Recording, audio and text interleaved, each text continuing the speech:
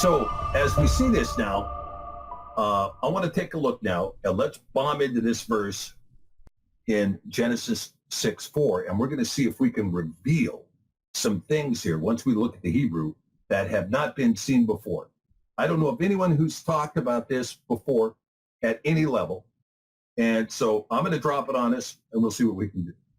Now, here's the verse. There were Nephilim in the earth in those days, and also after that, when the sons of Elohiym came in unto the daughters of men, and they bore children to them. The same became warriors and tyrants, which were of ancient times, men of infamy. All right. The first thing we have to do is, and this is where my inquiry really got peaked, is we have to look at this word Nephilim. Okay? Now, you see here in the slide, in the next slide here, I'm going to show you that Nephilim is spelled Nun, Pe, Yod, Lamed, Yod, Mem, Safit. Okay? Again, remember, Hebrew goes the opposite direction, right? The Hebrew goes the opposite direction. We read this way, Hebrew reads that way.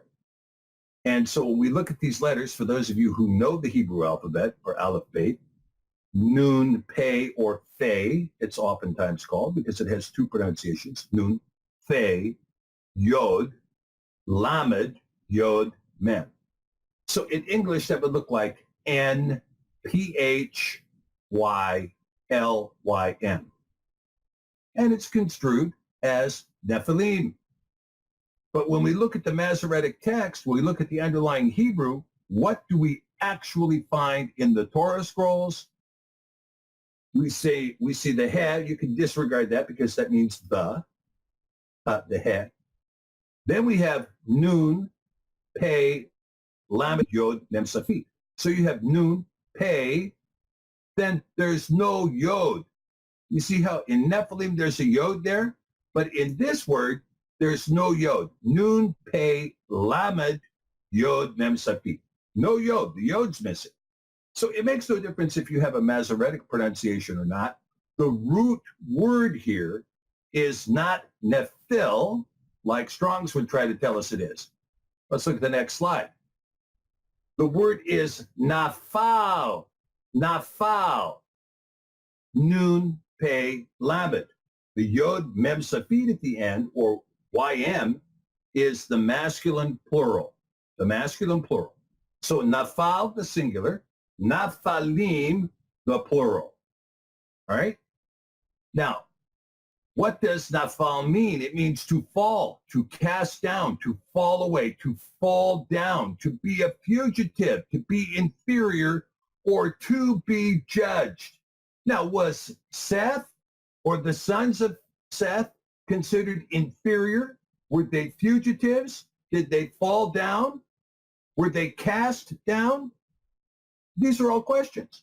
I don't think you can show any scriptural support to say that the sons of Seth were somehow fallen down or fugitives. I don't think you can say it. I don't think there's any scriptural support for that claim. A ton of scriptural support for the idea that the watchers were cast down, that they were fallen, that they fell down. In fact, they're construed as fallen watchers in the book of Hanok, and in the book of Yopelim or Jubilees, and in the book of Jude, and in the book of 2 Peter, right?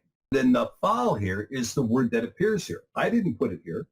This is the word that appears in the text. It also appears in Numbers 13:5. This Naphal, in fact, you'll see Nephilim and Naphalim in Numbers 13:5, the Midbar 13:5. Okay? Both of them appear in the same verse. And it describes the fact that Anak was descendant of the fallen ones. That is to say, the Naphalim. And the Nephilim were descendant of Anak. So what you see is you have this idea of the Nephilim, the fallen ones, being the progenitors of Anak, who was one of the fathers of the Nephilim. Nephilim breeding Nephilim. Okay? So, all right, let's move on. Let's take a look and let's see. So, therefore, the fallen ones or fallen fugitives Nephilim are in the earth in those days. That's the way the passage can very easily be read, given the use of the word Nephilim. The fallen ones or fallen fugitives, the Nephilim, are in the earth in those days. You see, not Nephilim. So when you see this, when you look at this order of the verse, right, it says the Nephilim were on the earth in those days. The sons of Elohim had relations with human women. But how can the Nephilim, who were the progeny of the fallen watchers, have relations with the human women?